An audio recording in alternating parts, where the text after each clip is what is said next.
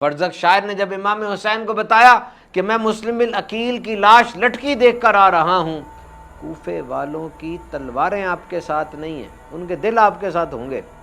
امام حسین رضی اللہ تعالیٰ عنہ نے فرمایا کہ تم نے میرے بھائی کی لاش لٹکی دیکھی ہے، وہ لٹکا ہوا ہے، جھکا تو نہیں نہ ہوا۔ حضرت امام حسین رضی اللہ تعالیٰ عنہ کا اپنا ایک مزاج تھا، دین کے خلاف کھڑے ہونے والے حکمران کے خلاف آپ کا ایک ذہن تھا کہ میں ایسے لوگوں کو اسلام پر اور مسلمانوں پر مسلط نہیں ہونے دوں گا۔ جب آپ نے اللہ اکبر کہا 10-11 صفیں تھیں، اور جب آپ نے سلام پھیرا تو پیچھے ایک بھی بندہ نہیں تھا۔ 10 محرم کا دن تھا، جمعہ کا دن تھا، جب سورج طلوع ہوا آپ نے ریت پہ سجدے فرمائے، طویل سجدے کیے، اور پھر جب سورہ شمس کی تلاوت کی پورا کربلا گونجنے لگا۔ حر بن یزید کہنے لگا واقعی حسین سے لڑو گے، او واقعی حسین سے لڑو گے، او شمر، او عمر بن سعد، او عبید اللہ بن زیاد، واقعی حسین سے لڑو گے؟ یاد نہیں نبی پاک نے کیا فرمایا تھا کہ حسن و حسین جنت کے نوجوانوں کے سردار ہیں۔ میں تمہیں اپنے اہل بیت کے بارے میں اللہ کی یاد دلاتا ہوں۔ میدان کربلا میں امام حسین کے ساتھ آپ کے 4 بھائی تھے، حضرت عباس بن علی، حضرت ابوبکر بن علی، حضرت عمر بن علی، حضرت عثمان بن علی۔ جبہ شریف جو ملا ہے نانا جان سے وہ پہن رکھا ہے، اور ہاتھ میں ذوالفقار ہے، حیدری تلوار ہے جو اپنے بابا جان مولا کائنات سے ملی ہے۔ اور جب آگے لے کر جاتے ہیں وہ ایک ایک 2 کر آتے ہیں، اور امام حسین سب کو کاٹتے چلے جاتے ہیں۔ یوٹیوب چینل کے ناظرین، ہم سٹارٹ کرتے ہیں واقعہ کربلا کس طرح آغاز ہوا۔ دیکھیے جب کسی کے پاس حکمرانی آتی ہے نا، سب سے پہلے وہ سافٹ پوائنٹس دیکھتا ہے۔ حکمرانی پاس آ گئی، اب اس حکمرانی کے نشے میں پتہ چلتا ہے کہ وہ اندر سے انسان کیا تھا، اور سب سے پہلے وہ چیک کرتا ہے کہ لائل فورس کون سی ہے، وہ لوگ جو اس کے وفادار ہیں، جو اس کے ہر اشارے پر عمل کریں گے، ہر بات کے اوپر وفاداری کے ساتھ سر جھکا دیں گے، وہ ان لوگوں کو چنتا ہے۔ اور پھر پاکٹس آف ریزسٹنس بھی دیکھتا ہے کہ وہ جگہ جہاں سے مزاحمت آ سکتی ہے، جہاں سے دشمنی یا بغاوت ہو سکتی ہے، ان کو بھی مینیج کرتا ہے۔ اور جب یزید تخت پر بیٹھا، سب سے پہلے ولید بن عتبہ جو مدینہ کا گورنر تھا، طریقہ کار یہ تھا کہ نئے خلیفہ کا جب تک اعلان نہیں ہو جاتا تھا، پرانے خلیفہ کے انتقال کی خبر عام نہیں کی جاتی تھی۔ اور پھر یزید نے پہلا بار یہی کیا، اس نے انسٹرکٹ کیا کہ اے ولید، یہ ولید بن عتبہ جو مدینہ کا گورنر، اس کو انسٹرکشن دی کہ عبداللہ ابن عباس کو بلاؤ اور ان سے بیعت لو۔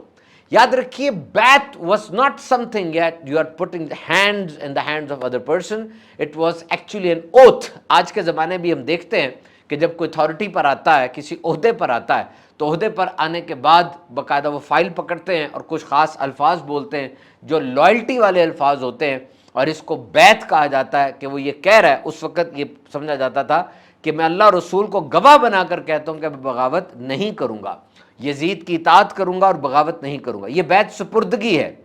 اور اب حضرت عبداللہ بن عباس رضی اللہ تعالیٰ عنہ، حضرت عبداللہ بن زبیر اور امام حسین رضی اللہ تعالیٰ عنہ اجمعین، یہ 3 نام تھے اس وقت جو کہ سب سے زیادہ زبردست اور اعلیٰ پائے کی شخصیات تھی۔ حضرت عبداللہ بن زبیر یہ حضرت صدیق اکبر کے نواسے ہیں اور نبی پاک صلی اللہ علیہ وسلم کی پھپھی پوتے ہیں، اور زبیر بن عوام جو کہ عشرہ مبشرہ والے صحابی ہیں، ان کے بیٹے ہیں۔ انتہائی زیرک، عقل مند اور صاحب الرائے سمجھے جاتے تھے۔ اور حضرت عبداللہ ابن عباس رضی اللہ تعالیٰ عنہ یہ نبی پاک کے چچا کے بیٹے ہیں، حضور کے کزن ہیں۔ اور امام حسین، ان کے تو تعارف کی حاجت نہیں۔ امام حسین رضی اللہ تعالیٰ عنہ رات کے وقت مسجد نبی شریف میں تشریف فرما تھے، 5 نمازوں کی امامت آپ خود کراتے، اور اسی وقت وہ ہرکارہ، وہ نمائندہ آتا ہے۔ حضرت امام حسین کے ساتھ حضرت عبداللہ بن زبیر بھی ہیں، حضرت عبداللہ بن عباس بھی ہیں، اور رات کا وقت ہے، عشاء کے بعد یہ سب اکٹھے بیٹھے ہیں۔ قاصد آ کر کہنے لگا آپ کو گورنر صاحب نے بلایا ہے۔ عبداللہ بن زبیر رضی اللہ تعالیٰ عنہ نے تعجب کا اظہار فرمایا اور کہنے لگے آخر کیا وجہ ہے کہ رات کے وقت گورنر آپ کو بلا رہا ہے؟ اب حضرت امام حسین رضی اللہ تعالیٰ عنہ آپ بہت ہی بڑی بصیرت والے تھے۔ آپ نے فوراً ارشاد فرمایا کہ امیر معاویہ رضی اللہ تعالیٰ عنہ کا انتقال ہو چکا ہے اور ہمیں یزید کی بیعت کے لیے بلایا جا رہا ہے۔ آپ نے فرمایا آپ آدھی رات کو نہ جائیں، لیکن آپ جانے پر اصرار کرتے رہے، اور پھر 15 بندے ویپنز کے ساتھ، پروٹوکول کے ساتھ امام حسین کے ساتھ تشریف لے گئے، اور یہ انہوں نے عرض کی کہ آپ جب گفتگو کر رہے ہوں گے تو اس وقت اگر کوئی زبردستی ہو تو کوئی بھی جملہ آپ اونچی آواز میں کہہ دیجئے گا، کوشن دیجئے گا، یہ 14 کے 14 بندے فوراً آپ کی بات پر لبیک کہتے ہوئے حاضر ہو جائیں گے۔ امام حسین رضی اللہ تعالیٰ عنہ وہاں پہنچے، حضرت امیر معاویہ انتقال فرما چکے ہیں، یہ بات انہیں پتہ چلی اور یہ کہا گیا کہ آپ بیعت کر لیں یزید کی۔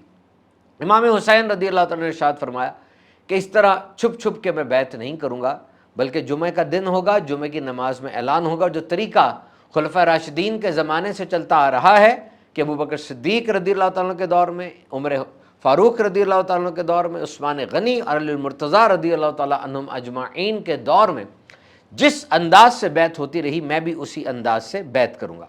کیونکہ ایک طریقہ تو یہ ہے کہ تم مجھ سے بیعت پہلے لے لو گے اور پھر لوگوں کو جا کر بتاؤ گے کہ امام حسین نے بیعت کر لی تو آٹومیٹکلی سپورٹ مل جائے گی، لیکن جب سب بیعت کریں گے اس وقت بات ہوگی، یہ بات سب کے درمیان رکھی جائے گی، میں عام آدمی تو نہیں ہوں، یہ بات اسی طرح سے ہوگی۔ ولید بن عتبہ جو کہ گورنر تھا مدینہ کا، وہ نرم دل آدمی تھا، اہل بیت سے محبت بھی رکھتا تھا، لیکن وہاں پر ایک بدبخت عبد المالک بن مروان بیٹھا تھا، کہنے لگا اگر آج امام حسین چلے گئے بڑا مسئلہ کھڑا ہو جائے گا، انہیں جانے نہ دینا۔ جب امام حسین نے اس کی بات سنی تو کہا یوں وسپرنگ نہ کر، یہ کان میں باتیں نہ کر، سازش نہ کر، اگر ہمت ہے تو سامنے آ، میں تیرے سامنے کھڑا ہوں، 2 منٹ میں فیصلہ ہو جائے گا۔ لیکن وہ سامنے نہیں آیا، اب باہر تشریف لائے، حضرت عبداللہ ابن عباس اور حضرت عبداللہ ابن زبیر کے ساتھ میٹنگ کی، اور پھر وہ یہ کہنے لگے کہ ہم دنیا بھر سے، مکے سے، عراق سے، کوفے سے لوگوں کو بلاتے ہیں اور یہاں پر ایک بیٹھک ہوتی ہے، ایک پنچایت ٹائپ چیز ہوگی اور اس میں بات کرتے ہیں کہ آگے کیا کرنا ہے۔ آپ نے فرمایا کہ عبد المالک بن مروان وہ تو جنگ کے لیے تیار ہے، اور نبی پاک نے ارشاد فرمایا کہ ایک مینڈا ہوگا جس کی وجہ سے مدینہ پاک کی گلیوں میں خون بہے گا، تو میں وہ نہیں بننا چاہتا، میں مدینہ کی حرمت کبھی پامال نہیں کروں گا۔ امام حسین سفر فرما گئے، آپ نے وہاں سے سفر کیا۔ حضرت علی جب کوفہ تشریف لے گئے تھے اس وقت سیدتنا فاطمہ الزہرا رضی اللہ تعالی عنہا کے دروازے پر تالا لگا، اور آج جب امام حسین کوچ فرما رہے ہیں ایک تالا آج لگا۔ آپ جنت البقیع کے پیچھے کھڑے ہو کر نبی اکرم نور مجسم صلی اللہ تعالی علیہ وسلم کے روضے کا دیدار کرنے لگے۔ اس وقت گنبد شریف تو نہیں تھا، پھر سارا خاندان آپ نے لیا اور آپ مکے شریف تشریف لے گئے۔ حج کے دن قریب تھے، وہاں بہت سے لوگ آئے ہوئے تھے، جب گفت و شنید ہوئی، بات چیت ہوئی تو سب نے کہا کہ کوفے سے خط آ رہے ہیں۔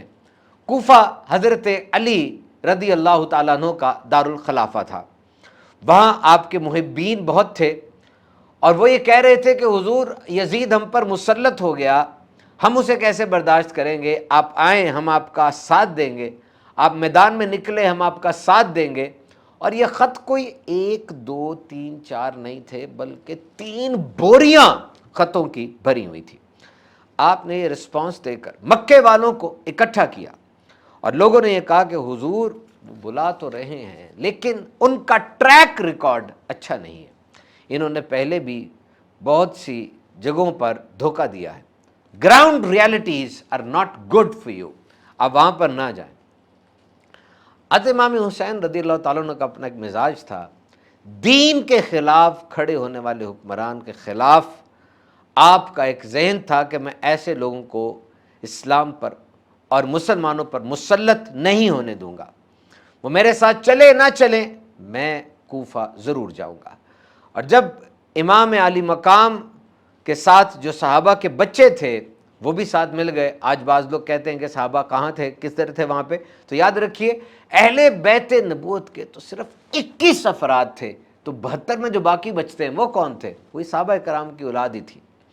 تو سیدنا امام حسین نے فرمایا کہ پہلے میں مسلم بن عقیل کو بھیجتا ہوں، نام نوٹ کیجئے گا، یہ حضرت علی کے بھتیجے ہیں اور امام حسین کے کزن ہیں، بڑے ہی سمجھدار، زیرک، معاملہ فہم اور زبردست مشورے والے تھے۔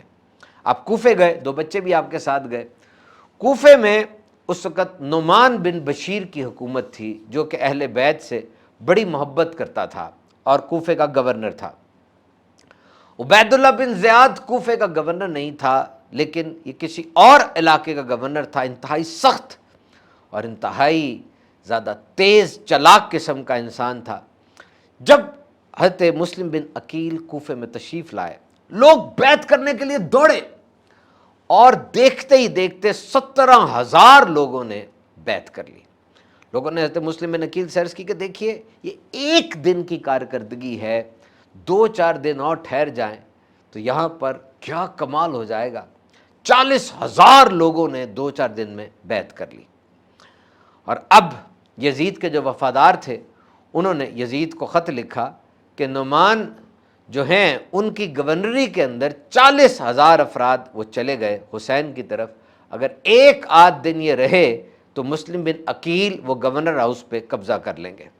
عبید اللہ بن زیاد بڑا ظالم اور بدماش قسم کا آدمی تھا، اور فوراً اس کو حکم ہوا کہ کوفے پہنچ جاؤ اور کوفے پہنچ کر مسلم بن عقیل کو گرفتار کر لو اور نعمان بن بشیر کو معزول کر دو۔ اب جب وہ رات کو داخل ہوا تو اس نے ایک نقاب اوڑھ رکھا تھا اور لوگ یہ سمجھے کہ امام حسین تشریف لے آئے ہیں، لوگ کھڑے ہو گئے، کئی انہیں نعرے وغیرہ بھی لگائے۔ اب جب یہ عبید اللہ بن زیاد داخل ہوا گورنر ہاؤس میں، فوراً سے پہلے اس نے نعمان بن بشیر کو معزول کر دیا۔ اور پھر جو ہوتا ہے نا، پورے گاؤں کے کچھ چودھری ہوتے ہیں، خاص بڑے لوگ ہوتے ہیں جو سنبھال رہے ہوتے ہیں، لیڈر ٹائپ، ان کو اکٹھا کیا اور اکٹھا کر ان کو تھریٹ کیا، ان کو بتایا کہ تمہاری فلاں چیز دربار میں گئی ہوئی ہے، تمہارا فلاں عہدہ رکا ہوا ہے، تمہیں پھنسا دوں گا۔ اس طرح کا اس نے ایسا جال بنا، سازش کا، کہ وہ سب کے سب بالکل ڈر گئے۔ اور صبح ہوتے ہی حالات اب سارے عبید اللہ بن زیاد کے قابو میں آ گئے۔ یاد رکھیے بڑا مشکل ہوتا ہے حق پہ ڈٹ جانا۔ It is one of the most difficult tasks a person can face, to stand tall on the right۔ حضرت مسلم بن عقیل آپ کی اب داستان کیا بنی۔ عبید اللہ بن زیاد جب آیا، 40,000 لوگ یہ بیعت کر چکے تھے۔ آپ جب کوفے کی مسجد میں نماز پڑھنے گئے، 5-7 ہزار آدمی نماز میں آپ کے پیچھے تھا۔ جب مغرب کا وقت آیا تو ایسا بھی ہوا کہ ان میں سے کئی لوگوں نے نماز میں ہاتھ ہی نہیں باندھے۔ پوچھا تو کہا کہ عبید اللہ بن زیاد کے لوگ ہمیں دیکھ لیں گے، ہم یہ تو کہہ سکیں گے کہ ہم پیچھے کھڑے تھے، ہم نے نماز نہیں پڑھی ان کے پیچھے، یہ تو بات کہہ سکیں گے نا۔ اس نیت کے ساتھ کھڑے ہوئے، اور جب آپ نے اللہ اکبر کہا، 10-11 صفیں تھیں، اور جب آپ نے سلام پھیرا تو پیچھے ایک بھی بندہ نہیں تھا۔ بڑا مشکل ہوتا ہے حق پہ ڈٹ جانا۔ حضرت مسلم بن عقیل کو گرفتار کیا گیا، اور عرب کے رواج کے مطابق سخت سزا مجرم کو دی جاتی تھی تاکہ وہ ایک عبرت بن جائے اور لوگ فالو نہ کریں۔ حضرت مسلم بن عقیل رضی اللہ تعالیٰ عنہ کو اوپر مینار میں جا کے پھینک دیا گیا۔ آپ زمین سے ٹکرائے، اور جب زمین سے ٹکرائے تو آپ شہید ہو گئے۔ شہادت سے پہلے، ایک رات پہلے، آپ امام حسین کو خط لکھ چکے تھے کہ مکے سے کوفے آ جائیے، کوفے میں حالات بڑے سازگار ہیں، 40,000 بندہ وہ بیعت کر چکا ہے۔ امام حسین نکل چکے تھے اور رستے میں آ رہے تھے۔ رستے میں آتے ہوئے فرزق شاعر ملا جو کہ اہل بیت سے بڑی محبت کرتا تھا۔ اس نے کہا امام حسین کو، امام آپ نہ جائیے، میں بھی وہاں پر مسلم بن عقیل کی لاش کو لٹکا دیکھ کر آ رہا ہوں۔ یعنی حضرت مسلم بن عقیل کی لاش کو لٹکا دیا گیا تھا تاکہ سارے لوگ دیکھیں اور کوئی ان کو فالو نہ کرے۔ مائیں اپنے بچوں کو کہتی تھی کہ ہم امام حسین کا ساتھ نہیں دیں گے، جلدی گھر چلو، باہر نہیں نکلنے دیتی تھی۔ فرزق شاعر نے جب امام حسین کو بتایا کہ میں مسلم بن عقیل کی لاش لٹکی دیکھ کر آ رہا ہوں، کوفے والوں کی تلواریں آپ کے ساتھ نہیں ہیں، ان کے دل آپ کے ساتھ ہوں گے۔ امام حسین رضی اللہ تعالیٰ عنہ نے فرمایا کہ تم نے میرے بھائی کی لاش لٹکی دیکھی ہے، وہ لٹکا ہوا ہے، جھکا تو نہیں نہ ہوا، تو حسین بھی نہیں جھکے گا۔ میں کوفے جاؤں گا اور ایک وہاں جا کر پھر دیکھیں گے کیا حالات بنتے ہیں۔ امام حسین بچوں کے ساتھ تشریف لے جاتے ہیں تو رستے میں حر بن یزید نام کا ایک شخص ملتا ہے، مختصر سے لشکر کے ساتھ آپ کو روکتا ہے۔ آپ نہیں رکتے، تیسری جگہ پر جب پڑاؤ ڈلتا ہے آپ پوچھتے ہیں تیسری جگہ یہ کون سی ہے؟ جواب ملتا ہے یہ کربلا ہے۔ آپ نے کہا یہی ہمارا پڑاؤ ڈلے گا۔ بی بی زینب رضی اللہ تعالیٰ عنہ جو بہن ہے، آپ نے عرض کی امام پاک پہلی 2 جگہوں پہ ہم نہیں رکے، یہاں پر رک گئے، اس کی کیا وجہ ہے؟ आपने इरशाद फरमाया कि रात मैंने नाना जान सैयदी मुस्तफ़ा सल्लल्लाहु ताला अलैहि वसल्लम की ज़ियारत की है, और नाना जान फरमा रहे हैं कि ऐ हुसैन, ये यजीद जैसे लोगों का अगर रिवाज पड़ गया तो फिर तो दीन हक तबाह हो जाएगा। और फिर हुर ने कहा कि मुझे आपको रोकने का हुक्म है, यजीद के मामले में आप लचक नहीं दिखा रहे, और अब या तो जंग होगी या आप यहाँ पे रुकेंगे। आपने फरमाया बैत का तो कोई सवाल पैदा नहीं होता। ज़ोहर की नमाज का वक्त हुआ, हुर बिन यजीद ने 3 नमाजें इमाम पाक के पीछे अदा फरमाई, और उसके बाद कहा कि अब जंग होगी या बैत होगी। इमाम पाक ने बैत करने से इनकार कर दिया तो उबैदुल्लाह बिन ज़ियाद को ख़त लिखा। उबैदुल्लाह बिन ज़ियाद ने कहा कि अब इन पर पानी बंद कर दो। हुर बिन यजीद कहने लगा मुझसे ये काम नहीं होगा कि महल बैत पर पानी बंद कर दो। उबैदुल्लाह बिन ज़ियाद ने अमर बिन साद को 10,000 का लश्कर देकर भेजा और कहा हुर बिन यजीद लचक दिखा रहा है, जाओ और जाकर पानी बंद कर दो। यकम मुहर्रम को इमाम तशरीफ़ लाए, 7 मुहर्रम तक रोका गया और 7 मुहर्रम को पानी बंद कर दिया गया। अमर बिन साद ये बहुत ही जाबिर लालची किस्म का इंसान था, और रे ये एक इलाका है, इसके अंदर बड़ी सरसब्ज़ व शादाब ज़मीन थी, बड़ा ज़रखेज़ समझा जाता था। और उबैदुल्लाह बिन ज़ियाद ने ये कहा कि ए अमर, मैं तुझे रे की गवर्नरी दिला दूंगा। तो सोचिए गवर्नरी कैसी चीज़ होती है, ज़माना कोई भी हो, इंसान बड़े से बड़ा जुर्म, बड़े से बड़ा क्राइम इस ओहदे के पीछे, दौलत के पीछे करता है। 3 दिन तक पानी बंद रहा, और 9 मुहर्रम को अमर बिन साद और लोग बुलाए गए। शिमर ये भी एक बड़ा सख्त दिल किस्म का आदमी था, संग दिल बदबख्त था, जिसने सैयदना अली असगर रदी अल्लाह ताला अन्हो के गले में तीर मारा था। ये भी लश्कर लेकर आया। 9वीं मुहर्रम की रात दरमियानी में 2 ही काम होंगे, ये बता दिया गया, या तो जंग होगी या आप बैत करेंगे। आपने फरमाया कि बैत तो नहीं होगा, जंग होगी, और जंग आज नहीं कल होगी। अब देखिए उस जंग का रिजल्ट क्या निकलना था, ये तो ओपन था।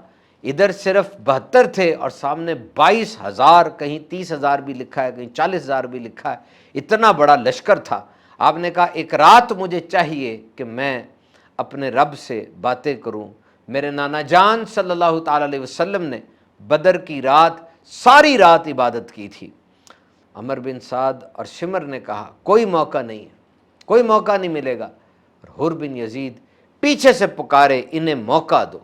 इमाम हुसैन रदी अल्लाह ताला ने इरशाद फरमाया बैत का तो खाता ही क्लोज हो चुका हुआ है, वो तो नहीं हो सकती। और तहज्जुद के वक्त घर वालों को बुलाया। इमाम ज़ैनुल आबिदीन रदी अल्लाह ताला अन्हु बीमार थे। आपने फरमाया कि आप जिहाद पर नहीं जाएंगे, लेकिन पीछे सारे सामान को देखना, सारों की रखवाली करना, ये आपकी जिम्मेदारी है। और आज ख़वातीन घर में फौतगी हो जाए 4-4 दिन सर पकड़ के बैठी रहती हैं, क्या कुछ होता रहता है। लेकिन आपने बीबी ज़ैनब रदी अल्लाह ताला अन्हा से फरमाया कि इनके हौसले तेरी जिम्मेदारियाँ। 10 मुहर्रम का दिन था, जुमा का दिन था। जब सूरज चुलू हुआ आपने रेत पे सजदे फरमाए, तवील सजदे किए, और फिर जब सूरज शम्स की तलावत की पूरा करबला गूंजने लगा। क्या अंदाज़े तकल्लुम था। हुर बिन यजीद कहने लगा वाकई हुसैन से लड़ोगे, और वाकई हुसैन से लड़ोगे, ओ शिमर, ओ अमर बिन साद, ओ उबैदुल्लाह बिन ज़ियाद, वाकई हुसैन से लड़ोगे। याद नहीं नबी पाक ने क्या फरमाया था कि हसन और हुसैन जन्नत के नौजवानों के सरदार हैं। मैं तुम्हें अपने अहले बैत के बारे में अल्लाह की याद दिलाता हूँ। और हुर बिन यजीद फिर एड़ी लगाकर वो लश्कर हुसैन में शामिल हो गए। सबसे पहले इमाम हुसैन को रोकने वाले भी ये थे, और सबसे पहले इमाम हुसैन की राह में, अल्लाह की राह में लड़कर शहीद होने वाले भी हुर बिन यजीद रदी अल्लाह ताला अन्हु है। हज़रत अब्बास बिन अली हाज़िर दरबार होते हैं और एक बात पूछते हैं, क्या इमाम होना तो वही था जो होना था, पता है सुबह जंग होनी है, तो रात को आपने 1 रात की मोहलत क्यों मांगी? वो क्या अजीब अजीब किस्म के बदबातिन किस्म के लोग हैं, वो और कोई अंदेशे वसवसे और अजीब अजीब बातें करेंगे, हमने मोहलत क्यों मांगी? बात तो वही थी कि बैत तो नहीं करनी।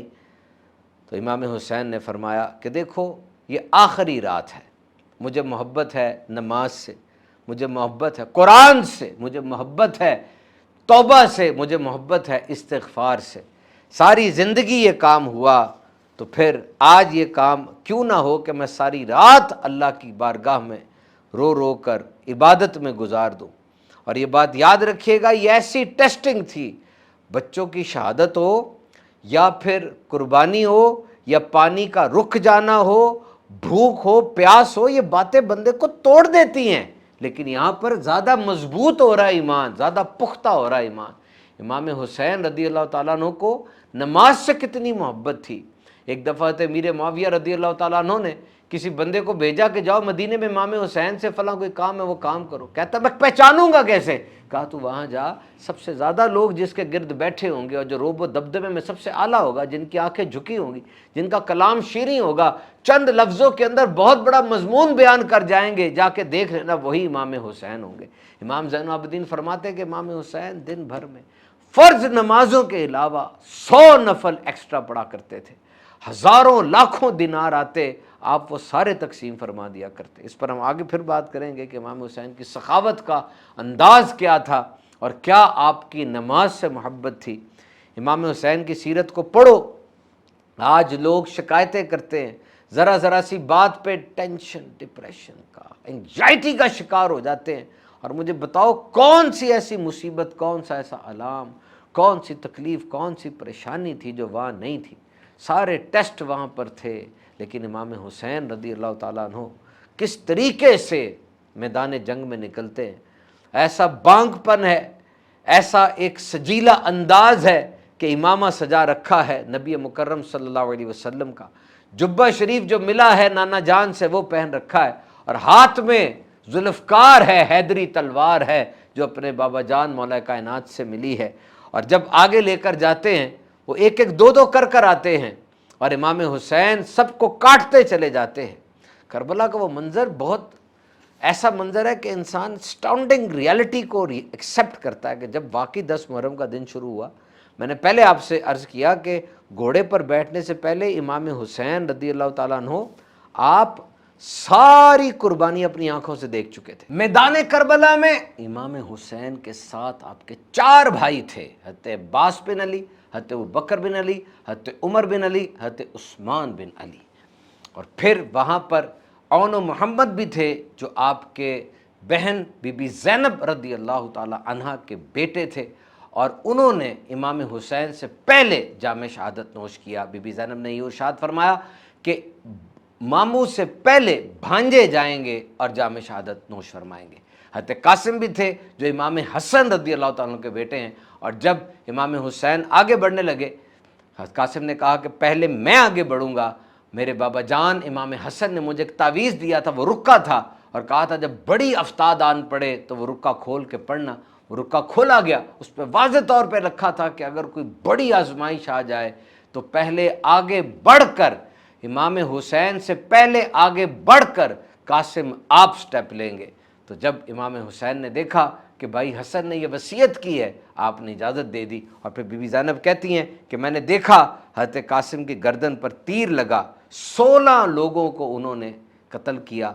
और फिर जब वो तीर लगा, इमाम हुसैन ने उनको जाके उठाया, और फिर उसके बाद इमाम अली अकबर रदी अल्लाह ताला अन्हु जो कि बेटे हैं, शबीए मुस्तफ़ा कहा जाता है सल्लल्लाहु ताला अलैहि वसल्लम, यानी आपकी शक्ल जो थी वो नबी पाक के रुख अनवर से इस कदर शबी होती थी कि सहाबा कराम का जब दिल यूँ होता कि ज़ियारत करें तो वो आपके चेहरे की ज़ियारत करते। जब गलियों में निकलते, छतों पर लोग चढ़ जाते देखने के लिए, लेकिन अली अकबर रदी अल्लाह ताला अन्हु आपकी भी शहादत हो गई। और अली असगर रदी अल्लाह ताला अन्हु 6 माह के बच्चे हैं, उनकी भी शहादत हो गई। अब्बास रदी अल्लाह ताला अन्हु कुछ कहते हैं कि वो पहले शहीद हो गए, कुछ कहते हैं पानी लेकर जाने थे तब शहीद हो गए। तो ये जहाद जालिम के ख़िलाफ़ जहाद था। और फिर जो पहले आपसे बात की गई, कहते इमाम हुसैन रदी अल्लाह ताला अन्हु इन तमाम शहादतों के बाद जुब्बा शरीफ और इमामा शरीफ अपने नाना जान मुस्तफ़ा करीम सल्लल्लाहु अलैहि वसल्लम का ज़ेब तन फरमा के मैदान करबला में आते हैं। और फिर दो दो करके लोग आते हैं, अब सबको काटते चले जाते हैं। फिर कोई कहता है कि देखते नहीं, मौला कायनात हज़रत अली की शुजात का वारिस शेर नर यहाँ पर खड़ा है, सब मिलकर हमला कर दो। और फिर हज़रत इमाम हुसैन शहीद हो जाते हैं। और जब आपका सर अनवर काट कर यजीद के पास ले जाया जाता है। उबैदुल्लाह बिन ज़ियाद होंठ मुबारक पर छड़ियाँ मारता है। नुमान बिन बशीर साहबी हैं, वहाँ मौजूद थे, डांट कर कहते हैं रुक जा, मैंने इन होठों के ऊपर देखा है नबी पाक सल्लल्लाहु अलैहि वसल्लम बोसा लिया करते। और फिर यजीद कहने लगा कि व तुइज़्ज़ु मन तशा व तुज़िल्लु मन तशा, अल्लाह जिसे चाहे इज़्ज़त दे, जिसे चाहे ज़िल्लत दे। देखो हुसैन का सर मेरे सामने और मैं तख्त पर बैठा हूँ। बीबी ज़ैनब ने तड़प कर फरमाया कि ये तो ज़माना देखेगा कि तुझे कोई याद भी नहीं करेगा, और आज तो सब लानत भेजते हैं, और इमाम हुसैन का नाम तो मिंबरों और मेहराबों पर लिया जाएगा। आज करबला में कुछ लोग कहते हैं कि 2 शहजादों की जंग हुई थी, ऐसी गलत फहमियां ना फैलाओ। आज का नौजवान तो वैसे ही बड़े बड़े विलनों को हीरो मानकर बैठा हुआ है। अगर तुम शहजादों का पूछते हो तो आओ मैं तुम्हें बताता हूँ, शहजादे तो हमारे इमाम हुसैन हैं, जिन्हें नबी पाक अपने कंधे पर सवारी कराया करते थे, जिन्हें फरमाया करते थे कि मेरे बेटे और मेरी बेटी के बेटे हैं। और जब इमाम हुसैन की विलादत हुई, सीधे हाथ पर, सीधे कान पर, दाएं कान पर नबी पाक सल्लल्लाहु ताला अलैहि वसल्लम ने अजान दी और बाएं कान पर तकबीर पढ़ी, अपने मुंह मुबारक लौब दहने अक़दस वाली घुट्टी उनको अता फरमाई और 7वें दिन नाम हुसैन रखा। फरमाया मैं हुसैन से हूँ, जिसने हुसैन को तकलीफ़ पहुँचाई उसने मुझे तकलीफ़ पहुँचाई। ये बातें हैं इमाम हुसैन रज़ियल्लाहु ताला अन्हु की, मेरे YouTube चैनल के नाजरीन। और दुआ, इस्तग़फ़ार, इबादत 9-10 मुहर्रम की दरमियानी रात, ये आपका ज़ौक़ शौक़ है। यतीम की मदद करना, सखावत तो इतनी है, इतनी है। नबी पाक सल्लल्लाहु ताला अलैहि वसल्लम की उस वक़्त जो विसाल से पहले जो मर्ज़ आया था, उस वक़्त सैयदा दोनों शहज़ादों को लेकर गईं। आपने इमाम हसन को, इमाम हुसैन को साथ जोड़ा और फरमाया मैं इमाम हसन को अपनी हैबत और अपनी सरदारी देकर जाता हूँ और इमाम हुसैन को अपनी जुर्रत और अपनी सखावत देकर जाता हूँ। इतनी सखावत करते हज़रत इमाम हुसैन का ये कौल लिख लें और याद रख लें। फरमाया अल्लाह की रज़ा के लिए किसी बंदे की एक हाजत पूरी कर देना 30 दिन मस्जिद में तकाफ़ करने से बेहतर है। ये आपका कौल अक़दस है।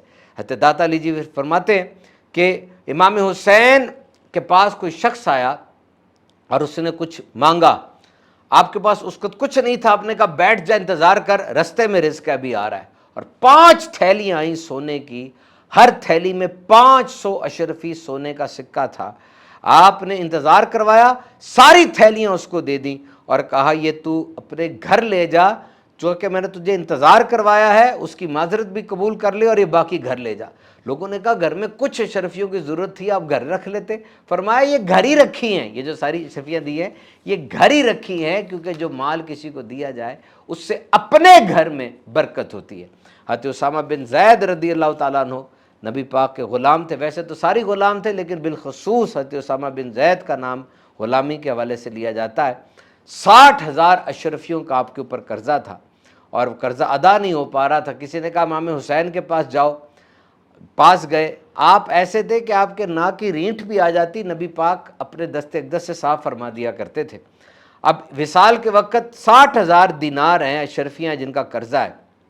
जाकर इमाम हुसैन सर्च करने लगे, हुजूर मैंने ग़ुलामी की है आपके नाना जान की और मैं इधर आया हूँ, मेरी ज़रूरत है 60,000 अशरफियों की। आपने 60,000 अशरफियाँ दी और कहा उसामा ये मेरे पास रात को आई थी और मैं भी सोच रहा था कि मुझे तो ज़रूरत नहीं है, ये किसके लिए रब ताला ने अता फरमाई है, ये तेरे नसीब की हैं, तू इन्हें रख ले। और एक जगह पर फ़कीर कुछ खाना खा रहे थे, इमाम हुसैन रज़ियल्लाहु ताला अन्हु गुज़रे, फ़कीरों ने कहा कि आप हमारे साथ आकर खाना खा लें। अब देखें कौन सी हस्ती हैं कि दुनिया के सबसे बड़े शहज़ादे आप हैं, क्योंकि क़यामत के अंदर और आज भी जन्नत के नौजवानों के सरदार हैं। आप साथ बैठ गए और कहा कि मुझे खाने की हाजत तो नहीं थी लेकिन तुम्हारा दिल रखने के लिए मैं बैठ गया हूँ। ऐसी बड़ी बातें हैं इमाम हुसैन रज़ियल्लाहु ताला अन्हु की। तो फिर इमाम हुसैन की इस पूरी दास्तान से, करबला की दास्तान से हमें क्या सबक मिलता है कि दीन इस्लाम ये कुर्बानी मांगता है। मैदान करबला में 2 फ़लसफ़े थे, एक हुसैनियत थी, एक यजीदियत थी। इमाम हुसैन ने क़यामत तक आने वाले हर यजीद की मुँह से कपड़ा हटा दिया, दुनिया को बता दिया कि तादाद मैटर नहीं करती, क्वालिटी मैटर करती है। क्योंकि वो जो लोग थे, वो जो लश्कर इस्लाम था, ऐसा उस वक़्त रूए ज़मीन पर कोई नहीं था, ना आज है, ना क़यामत तक कोई होगा। ये शान है उस लश्कर इस्लाम की जिसने वो मिसाल कायम की कि आज दुनिया का कोई कल्चर किसी भी दौर किसी भी वक्त का इस मिसाल का जोड़ नहीं बता सकता। तो what is the spirit of Karbala, कि याद रखो ईमान बचाना सबसे कीमती है। और जब लेजेंड सेट हो रहा होता है, जब एग्जाम्पल सेट हो रही होती है, उस वक़्त कितनी बड़ी बड़ी कुर्बानियाँ होती हैं। को हमालिया पहाड़ भी होता, उसके कदम लरस जाते, लेकिन एक लम्हे के लिए भी इमाम हुसैन रदी अल्लाह तआला अन्हु के पाए इस्तकामत पे कोई लग़ज़िश नहीं आई। ऐसा इम्तिहान था और आप उस इम्तिहान में इतने ज़बरदस्त तरीके से कामयाब हो गए कि आज हर जगह मिसाल इमाम हुसैन की दी जाती है। 4.5 साल तख्त पर तो बैठ गया, लेकिन हर बंदा लानत भेजता है और हर बंदा उसको कोसता है। इतना बड़ा जुर्म कर दिया, इतना बड़ा जालिम इंसान बन गया। तो याद रखिए, एक यजीदियत है, एक हुसैनियत है। आप किसकी पैरवी करते हैं, हमेशा किसको याद रखते हैं, ये बड़ा अहम तरीन है। उस दौर का एक यजीद था और वो उस दौर का एक फ़िरौन भी था। हर दौर के अंदर वो तो ओरिजिनल थे, ये वर्जन बदल बदल कर आते रहते हैं। हर यजीद के सामने सीसा पलाई दीवार बनकर खड़े होना, ये दरसे करबला है, ये दरसे हुसैन है, जो हर दुनिया के इंसान के लिए यूनिवर्सल हैसियत रखता है। तो यूट्यूब चैनल के नाजरीन, ये हमें करबला के दिन बताते हैं कि हम अहले बैत की कदर करें। और जो नबी पाक ने फरमाया, मैं तुम में 2 भारी चीज़ें छोड़े जा रहा हूँ, एक कुरान है और एक अहले बैत है। अहले बैत है, नबी पाक की अज़वाज हैं, नबी पाक की औलाद हैं, ये फैमिली है। इनको मद्देनज़र रखा जाए, इनकी इज़्ज़त और तौक़ीर के अंदर नीयत देखी जाए कि जब इनका ज़िक्र होता है हमारे दिल में कैसे जज्बात पैदा होते हैं। ज़बानी कलामी तो बात हो जाती है, लेकिन दर हकीकत नीयत देखी जाती है कि जब भी ज़बान से तस्करा हो रहा है, दिल में क्या इज़्ज़त और तकरीम, क्या अदब के जज्बात आ रहे हैं। जितना अदब अहले बैत का दिल में ज़्यादा होगा, याद रखिए उतनी ही ईमान की पुख्तगी आपको नसीब होगी। अल्लाह ताला हम सबको दरसे करबला पर अमल करने की तौफीक अता फरमाए। आमीन।